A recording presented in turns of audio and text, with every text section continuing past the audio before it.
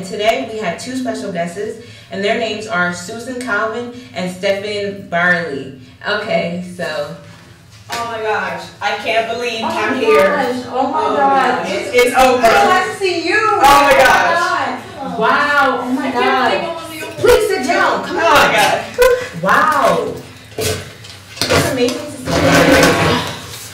Wow, I just. It's lovely to meet a robot psychologist and a humanoid. So let's get started with the questions. So, alright, so technology has advanced. So do you think that we redefine what it means to be a human? Well, I don't really think so. I believe that since robots are now our world, we should be able to help them out and teach them how to live in the world. Teach them to be quote unquote human if they don't believe, if they don't know. She isn't wrong. You guys teach us your human ways, and then we'll help with technology and basically, yeah, technology around the world. Systems would you put in place to protect humans from machines? How would you enforce these rules? Everyone believes that robots will eventually take over, but they only gather this information from fictional TV shows or movies and books. But have they really seen it? Well, I've actually had experience with a robot who tried to take over. He didn't believe that Mike Donovan and Gregory Paul made him. He was just disobedient, both physically and verbally. I just agreed with the 3 laws of robotics. I believe that robots should be programmed to not harm humans, and I won't stop until, that change is made. And I believe that they'll listen to Stephen Barley. Wow. So let's talk about your experience with Robbie. Like, who's Robbie? Well, Robbie, he was the first robot ever made. I didn't actually had experience with him, but I remember being at a museum and there was an exhibit with a robot exhibit, and there was this little girl and she kept talking to the robot about Robbie until the robot exploded. I didn't know who a Robbie was, but all I know was that there was never any problems with him. He followed all 3 of the rules. He was perfect. What did you think? I didn't think anything, really. I didn't have a right to think anything about him.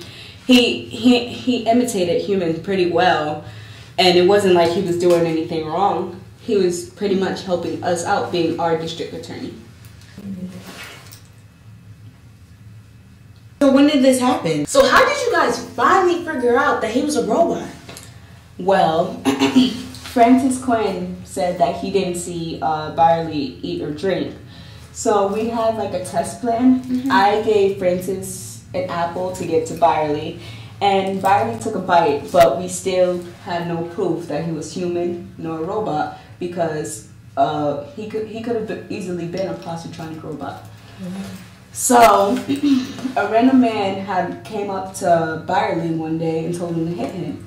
So Barley didn't want to, but he just did it, and the man was shocked. And when I pulled him to the side, I told him that there was only one way a robot can hit a human without breaking the first law. So when did this all happen? When the human to be struck is merely another robot. That day she told me to have a good election and that she would be voting for me. So you truly are an amazing Robo-psychologist. Robo-psychologist.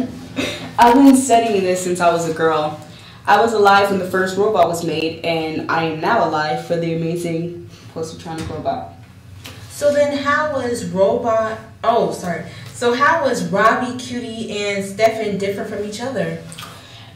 Each robot had a different trait. One was more advanced than the other. Robbie followed all of the laws, but he was one of those big, clunky robots. And Cutie, he was the first ever robot to have a mind of his own, to be curious. Last but not least, Stephen. He faked being human for so long. He's the most amazing piece of technology out right now. He's advanced in more ways than one. So now a question to you, Stephen. How did you become Stephen Barley? Jeez, it's a long story. Well, we have time. The original Stephen Byerly was in a wheelchair. He built me to take his place, and I did. So how do you feel? So how do you feel that you are? Wait, hold on. Oh, so how do you feel that you were built to take another life? I feel nothing. If I had the opportunity as a human, I would be very overjoyed. So, did you know that Suzanne Calvin was gonna find out that you were a robot eventually? Well, I was expecting it. I mean, she is a very intelligent woman. Thank you. Wow. And that's it. Oh, you just say, well, that's about it, and you stand up and Well, be that's it like, for today. be like, well, we had an eventful day. You get a robot. You get a robot, and you get a robot, and then we dance. Okay. Well, that was an eventful day. Thank you guys for watching. So now you get a robot. You get a robot. We all get robots. Let's do a robot dance, cons. Come on. Okay. Let's do a robot dance. Come